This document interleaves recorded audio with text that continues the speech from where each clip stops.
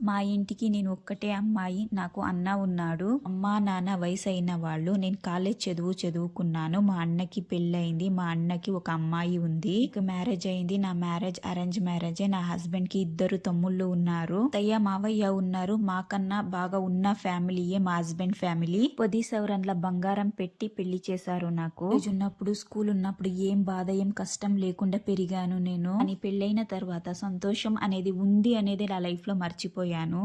నా హస్బెండ్ అన్నిటికీ డౌట్ పడతాడు. చిన్న చిన్న విషయాలకు కూడా డౌట్ పడే క్యారెక్టర్. అత్తయ్య మావయ్య కూడా టార్చర్ చేసేవారు నన్ను. ఎందుకంటే వాళ్ళకి ఇంకా తక్కువగా ఉన్న ఫ్యామిలీ నుంచి వచ్చాను కదా, ఫ్యామిలీ మొత్తం టార్చర్ చేస్తారు. కానీ పెళ్లికి ముందు పిల్ల బాగుంది, బాగా చదువుకుంది అని పెళ్లి చేసుకున్నారు. నా హస్బెండ్ చదువుకోలేదు, పిల్లలు లేరు, నువ్వే మా కూతురు అని పెళ్లికి ముందు పెళ్లి చేసుకొని వచ్చారు అని. కానీ పెళ్ళైన తర్వాత టోటల్ గా చేంజ్ అయిపోయింది నా లైఫ్. ఇలాంటి రియల్ లైఫ్ స్టోరీస్ కోసం నా ఛానల్ ని సబ్స్క్రైబ్ చేసుకోండి, లైక్ చేయండి, షేర్ చేయండి, కామెంట్ చేయండి.